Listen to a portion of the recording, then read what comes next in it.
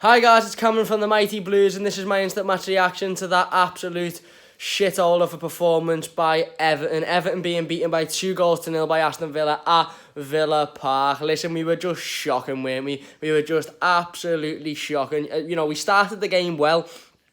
We had a spell of about 10 or 15 minutes where we come at them. We were pressuring them. We were trying to create chances. We were getting towards goal. And then as soon as their first goal went in, which was totally against the run of play, it all just fell to bits, and it literally looked like we were a Sunday League team. The midfield were absent. They were shocking. Andre Gomez couldn't string a pass together. Gylfi Sigurdsson once again was absent in the game. Morgan Schneiderlin didn't do anything. The forward line were out of position constantly. Everybody just looked tired. And I don't know if anybody else picked up on this, and I don't know whether it's just me, but it just looked like everybody was bollocks by like the 25th to 30-minute mark. And that's a really, really big worry for me. If our fitness is that bad, seriously that bad, look at Villa. They ran the entire game for pretty much 70 minutes of the 90. Their fitness never come into play once.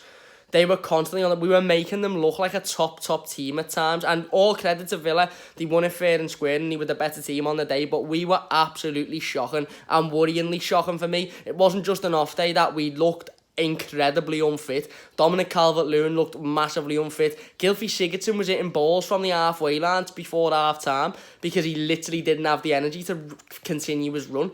Richarlison again looked unfit, which we know about. Like I said, Andre Gomez was poor throughout the entire game, defensively as well. Considering how well we've been playing defensively over the last couple of weeks, we were so poor. The goal for me is an awful defensive mistake. Michael Keane shouldn't let his man go that easily, and the lad's got a one-on-one opportunity with Jordan Pickford and he puts it away. And we were caught out a couple of times defensively in that first half as well. And I just think as soon as that first goal went in, we just fell to bits. We literally just fell to bits. It was like watching a Sunday League team at times. It's almost like the confidence just dropped straight away, and we just thought, bollocks to this, we're not going to win this game. And we were out of position. There was no structure.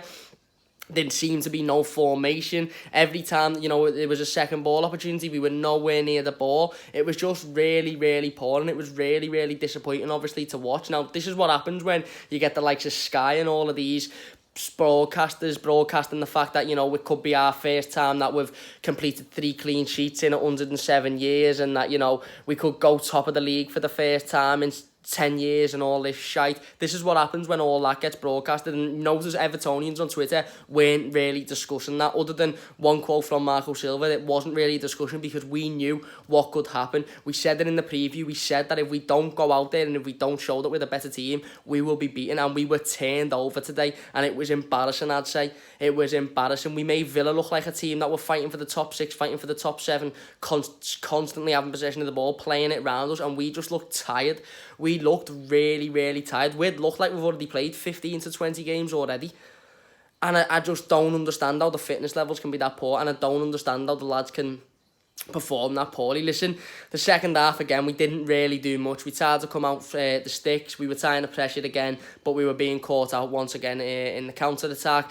I suppose the couple of positives from the game were Moise Keane and Alex Iwobi coming on, of course. Alex Iwobi going really, really close towards the end, actually hitting the post, which is really, really unlucky. And Moise Keane putting a nice ball in that Theo Walcott really should finish. And again, that's another one of our big problems. We spoke so highly of the defence in recent weeks. We all knew that we were going to concede at one point, and we all knew that there was going to be a point where we go under a bad run of form defensively.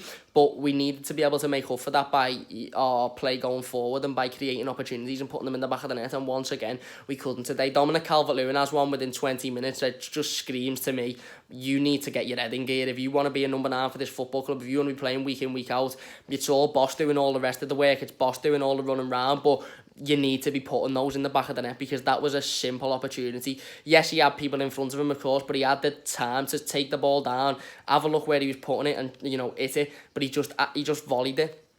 And he volleyed it right at the keeper, and then Theo Walcott's at the end is another sitter. An absolutely unbelievable turn and a fantastic ball by Moise Keane again. The hard work by that lad, for that setup was unbelievable. Puts the ball in the centre and Theo just rashes at it once again. And I think that was pretty much what the game was. It was a game of rash decisions by every single player in an Everton shirt. Luca Dean making rash decisions. We were just slow for me, and it was really, really, really poor. And it's worrying. It is. And I'm not saying it's worrying because, we've lost the game of football or, any of this, doubting Silver and all this shite. I'm not saying it because of that. But the fact that the lads looked absolutely knackered after half an hour of work for football, and Aston Villa looked absolutely fine for 85 of the 90 minutes, that's a worry for me. That is a really, really big worry. We need to be gaining in fitness, and we need to be doing it quickly, because we can't be going into games and after 15 minutes of pressing really, really well, be bollocks for the rest of the game, because that's exactly what it looked like. It looked like we went out, we pressed well for 10 to 15 minutes. They scored on the break, and you were thinking, well, okay, it's disappointing. It's no clean sheet, but it's on, it's against the run of play. Hopefully we can get back into the game. It just looked like the confidence went, and we were just knackered. It's almost like that was the first time the players were able to stop, breathe, and they all just went, I'm fucked here. I can't continue this. And that was it for the rest of the game. It was just a shit show from then on. It really, really was. And you know what? I don't think we can say anything other than a massive, massive disappointment about that. A massive, massive disappointment. And it's shocking. It is shocking, because I really didn't expect that type of performance tonight from the Blues. We knew, of course, that Villa could sneak a victory. We knew, of course, that Villa could win the game. But in that fashion, we were just absolutely outplayed for the majority of the game. We made Villa look like a top 6 team, and we looked like the team that were going to be fighting relegation. We were shocking. We were absolutely shocking. Let's hope that it's just a one-off. But for me, listen, again, even without the awful performance, even without the fitness issues, we're still looking at the main issues that we've been talking about for months now, not finishing our chances, not creating enough chances. We spoke so much last week about how this could be a game where if we don't finish our chances, we could be sitting here at the end of the season going, oh, if only Calvert-Lewin had put that in the back of the net, if only Walker had put that in the back of the net. And again, we're sitting here saying the exact same thing. Obviously, the positives are Iwobi looked decent and Moise Keane looked decent, but I still don't think either of them are ready to start a game of football. But listen, they might have to, because Dominic Calvert-Lewin was poor again, and Gylfi Sigurdsson was poor again for me. Bernard didn't have his best game either. Richarlison's bollocks, mate. Richarlison is knackered. He is absolutely knackered, and the midweek game against Lincoln is going to do that lad so much good, because he's going to actually be able to get a rest.